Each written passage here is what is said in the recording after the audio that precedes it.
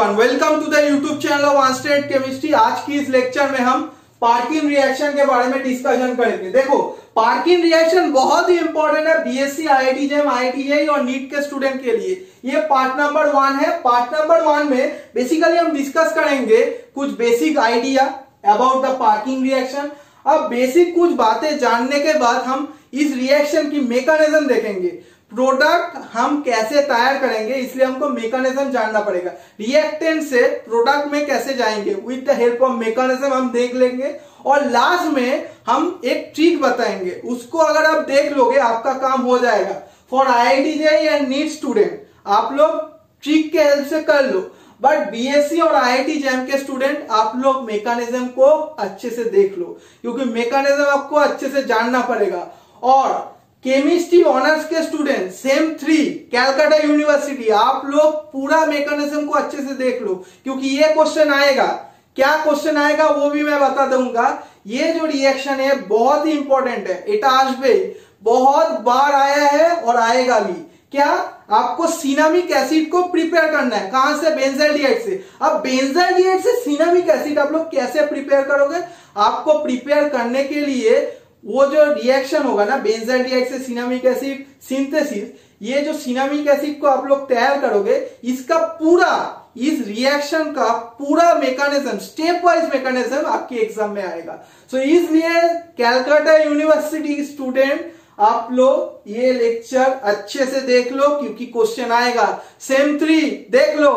पहला पॉइंट जो Perkin reaction के बारे में हमको जानना पड़ेगा। देखो, पार्किन रिएक्शन कौन साइंटिस्ट ने किया था? साइंटिस्ट का नाम था विलियम हेनरी पार्किन। साइंटिस्ट का क्या नाम था? William Henry Perkin. मेरे साथ नोट करते जाना और समझते जाना, और कोई भी प्रॉब्लम आ जाए ओके, सो आप लोग कमेंट करोगे। विलियम हेनरी पार्किन ने 1868 में पहला इस रिएक्शन को रिपोर्ट किया था। सो हम क्या बोल सकते हैं कि रिएक्शन का जो नाम है वो साइंटिस्ट के नाम के बेसिस पे दिया गया है। ये हमारा पहला पॉइंट होगा।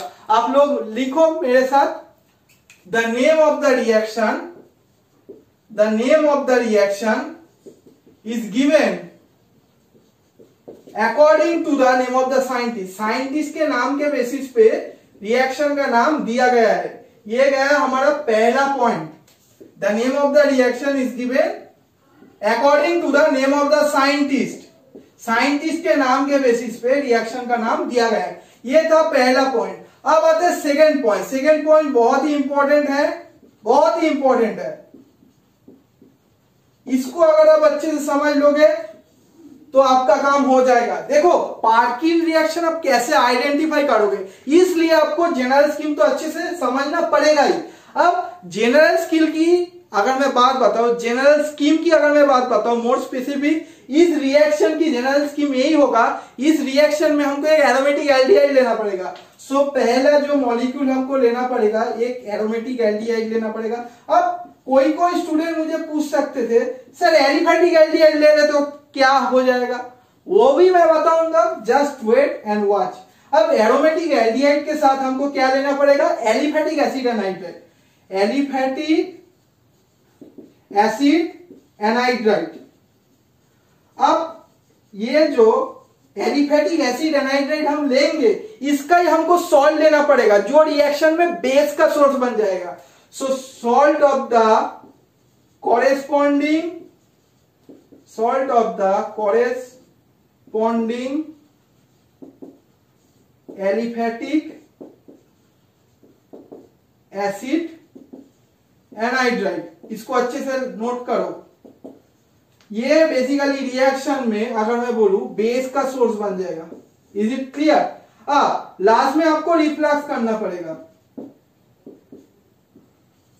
तभी आप लोग यहां पर जो प्रोडक्ट जनरेट होगा, प्लीज यहां पर नोट करते जाना मेरे साथ। यहां पर प्रोडक्ट जो जनरेट होगा उसका नाम होगा alpha beta unsaturated carboxylic acid. Alpha beta unsaturated carboxylic acid. देखो एक पॉइंट, यहां पर मैंने एक क्वेश्चन बताया, आप लोग मुझे क्वेश्चन कर सकते थे क्या? एरोमेटिक एल्डिहाइड हम क्यों लिया? एलिफेटिक ले लेता तो क्या प्रॉब्लम हो जाता? देखो एरोमेटिक इसलिए लिया, अगर हम एलिफेटिक एल्डिहाइड ले लेता, एज फॉर एग्जांपल एसिटाल्डिहाइड हम लोग ले लेता, इन दैट केस क्या होता? देखो वो जो एसिटाल्डिहाइड है ना, एसिटाल्डिहाइड की अगर मैं बात बताऊं, CH2 के रेस्पेक्ट में जो कार्बन है उस कार्बन के साथ 3 अल्फा हाइड्रोजन प्रेजेंट है, और जो 3 अल्फा हाइड्रोजन है ना वो बहुत ही एसिडिक है, इसलिए इलेक्ट्रॉन विथड्रॉइंग ग्रुप से अटैच्ड है, इसलिए सो अगर वो एसिडिक हाइड्रोजन है और यहां पर बेस भी प्रेजेंट है तो क्या होगा बोलो? एसिड बेस रिएक्शन होगा, और अगर एसिड बेस रिएक्शन हो जाए तो सेल कॉन्डेंसेशन रिएक्शन हो जाएगा। इसलिए सेल कॉन्डेंसेशन रिएक्शन को नहीं होने के लिए हमको एरोमेटिक एल्डिहाइड लेना पड़ेगा। Is it clear? अब यहां पर एरोमेटिक एल्डिहाइड की एग्जांपल अगर मैं बोलूं, एक सिंपलेस्ट एग्जांपल बोलो मेरे साथ, क्या होगा? बेंजल्डिहाइड। सो बेंजल्डिहाइड को ले लो।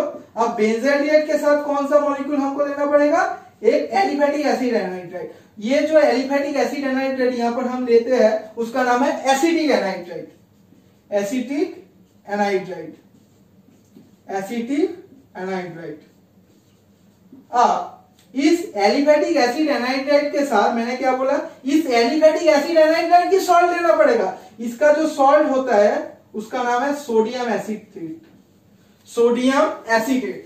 सो CH3COONA और लास्ट में हमको रिफ्लेक्स करना पड़ेगा, तभी हम जो मॉलिक्यूल जनरेट करेंगे उसका नाम है PHCH डबल बॉन्ड CH, यहां पर क्या हो जाएगा? COOH। मैं थोड़ा नीचे में दिखा रहा हूं, PHCH single bond PH single bond CH double bond CH COOH।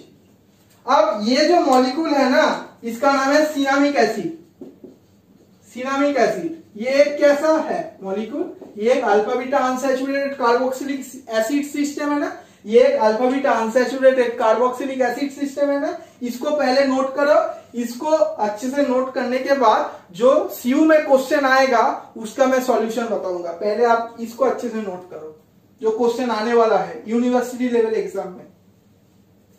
अब आते हैं मैकेनिज्म ऑफ पार्किंग रिएक्शन। सो मैंने क्या बोला था? हमको बेंजल्डिहाइड लेना पड़ेगा, बेंजल्डिहाइड के साथ एसिटिक एनाइड्राइड हमको लेना पड़ेगा, और उसके साथ बेसिकली हमने देखा था कि उस एलिफेटिक एसिड एनाइड्राइड की सॉल्ट। सो यहां पर सोडियम एसिटेट को लेना पड़ेगा। सो पहला जो स्टेप होगा मैकेनिज्म की वो यही होगा।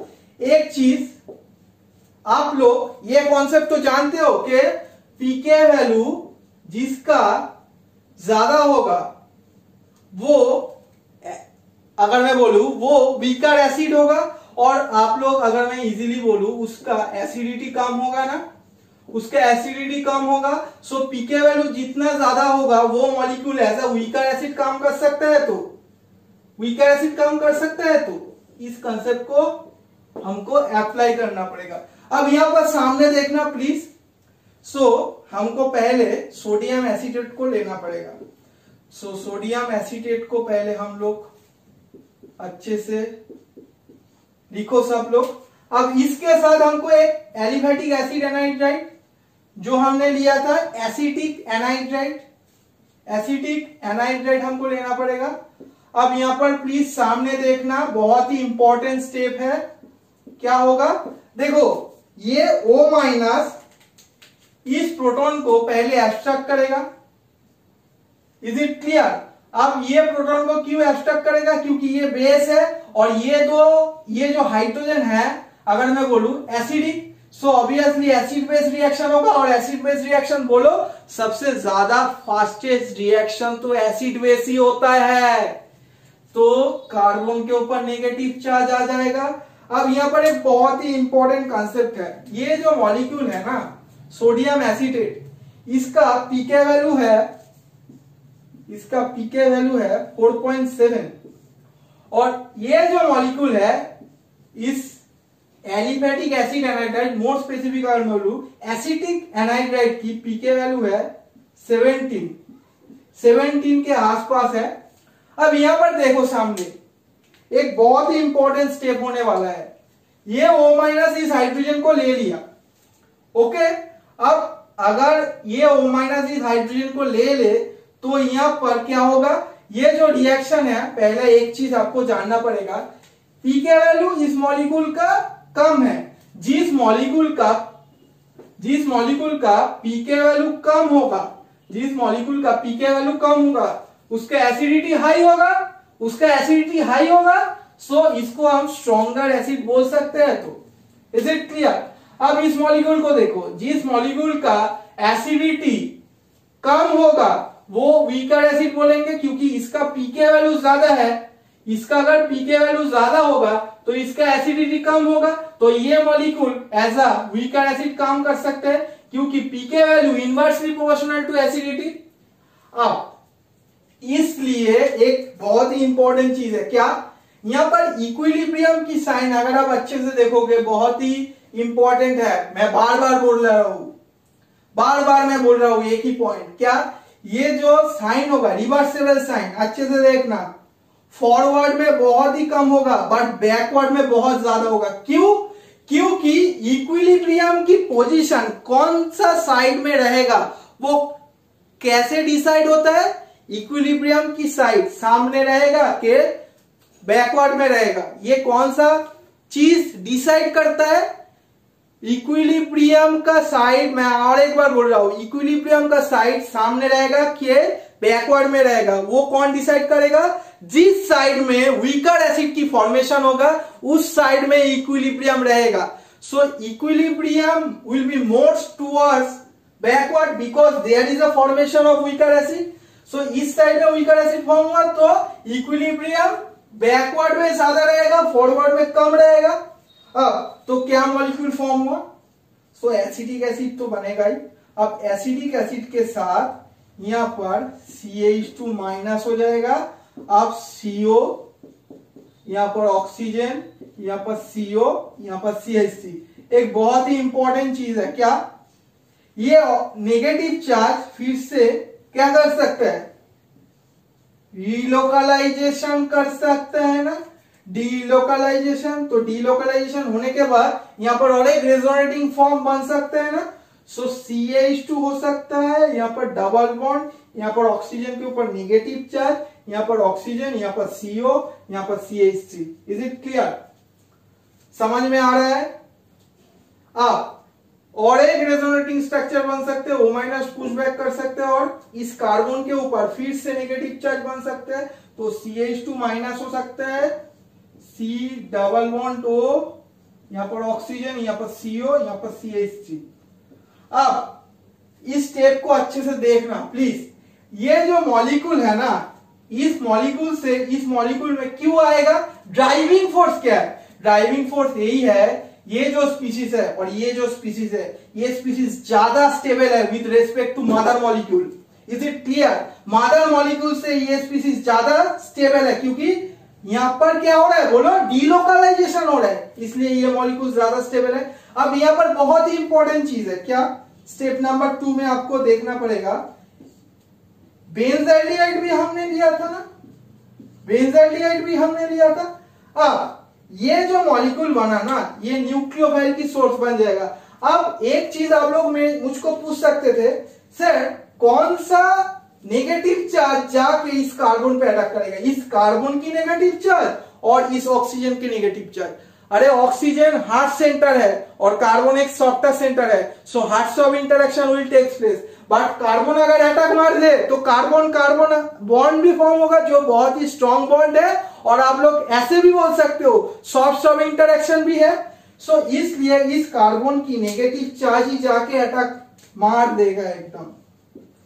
सो इस कार्बन की नेगेटिव चार्ज जाके अटैक कर देगा। अब ये नेगेटिव चार्ज जाके यहां पर अटैक करेगा, इस ऑक्सीजन के ऊपर नेगेटिव चार्ज फॉर्म होगा। अब इस साइड की अगर मैं बात बताऊं, यहां पर PH CH O-, यहां पर क्या होगा, CH2, यहां पर कार्बन डबल बॉन्ड ऑक्सीजन, यहां पर ऑक्सीजन, यहां पर CO, यहां पर CH3। अब ये जो मॉलिक्यूल तैयार हुआ ना, इसको कोई कोई बोलता है टेट्राहेड्रल इंटरमीडिएट। ओके, सो यहां पर टेट्राहेड्रल एक इंटरमीडिएट जनरेट हुआ। अब इस मॉलिक्यूल को अगर मैं और अच्छे से लिखूं, इस ऑक्सीजन की नेगेटिव चार्ज को अगर मैं डाउनवर्ड साइड में लिखूं, ये मोर एप्रोप्रिएट होगा। ऑक्सीजन के ऊपर नेगेटिव चार्ज ये डाउनवर्ड में इसलिए लिखा, अगर ये नेगेटिव चार्ज ऊपर में लिखता तो वो जो अटैक होता वो अच्छे से, अगर मैं शॉर्ट में बोलूं, वो अच्छा नहीं लगता एकदम। ये जो ऑक्सीजन के ऊपर नेगेटिव चार्ज वो जाके इस कार्बोनिल कार्बन पे अटैक करेगा, वो उतना अच्छा नहीं लगेगा, इसलिए मैंने डाउनवर्ड में लिखा। Is it clear? इसलिए मैंने डाउनवर्ड साइड में लिखा। आप ये दो स्टेप पहले नोट करो, मैं पहला स्टेप को रैप कर रहा हूं।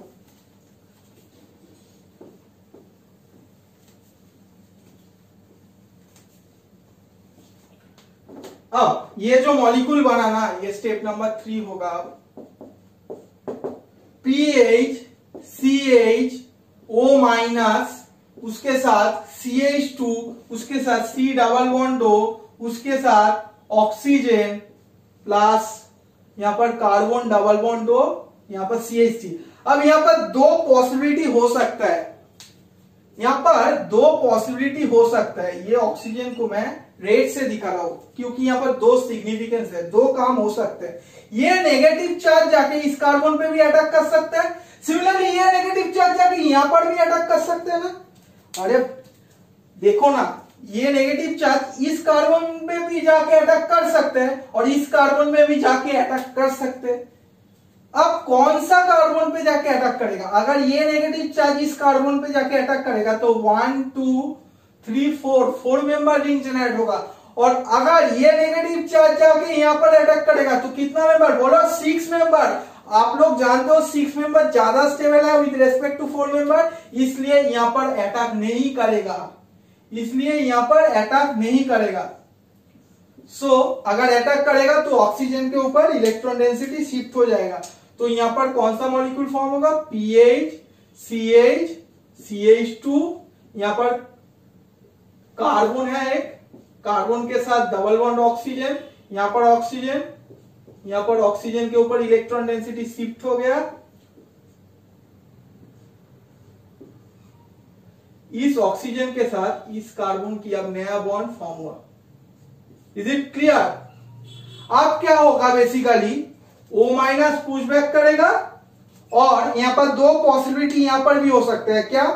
CH3 बाहर जा सकता है, और ऐसा भी हो सकता है कि इस कार्बन ऑक्सीजन की बॉन्ड टूट सकता है। अब आप ही बोलो कौन सा होगा? ये CH3 माइनस तो एक बहुत ही अच्छा लिविंग ग्रुप नहीं है, ये बेकार की लिविंग ग्रुप है, इसलिए ये O माइनस पुश बैक करेगा और इस कार्बन ऑक्सीजन बॉन्ड ब्रेक हो जाएगा।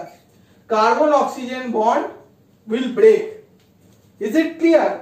यहां पर ओपन हो जाएगा, और मैं मोर स्पेसिफिक अगर मैं बोलूं, ये ओपन हो जाएगा। तो अल्टीमेटली यहां पर जो मॉलिक्यूल फॉर्म होगा ना, वो ऐसा दिखाई देगा। PH CH ऑक्सीजन, उसके साथ C double bond O CH3। अब मैं इसको रैप कर रहा हूं।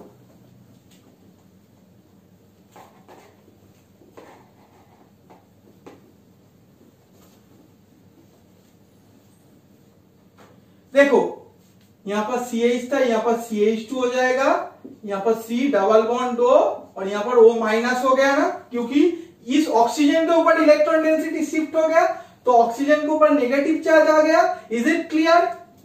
अगर मैं CH3 को ऐसे दिखाऊं मोस्ट अच्छा लगेगा। अब यहां पर देखो, एक चीज बहुत ही इंपॉर्टेंट चीज है। क्या?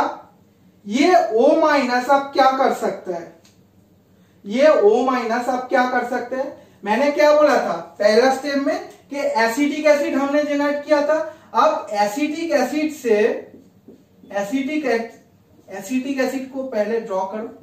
अब यहां से ये O माइनस H ले लेगा, सो ऑक्सीजन के ऊपर फिर से नेगेटिव आ जाएगा, सो ये मॉलिक्यूल सोडियम एसीटेट में फिर से फॉर्म हो जाएगा, सो बेस फिर से रीजनरेट हो गया। तो यहां पर जो मॉलिक्यूल फॉर्म हुआ तो PH CH CH2 C double bond तो OH। Is it clear? अब यहां पर क्या होगा, ऑक्सीजन CO, यहां पर CH3। अब सामने देखना प्लीज, यहां पर और एक स्टेप होगा, क्या, keto enol tautomerism. Is it clear? Keto enol टॉटोमरिज्म।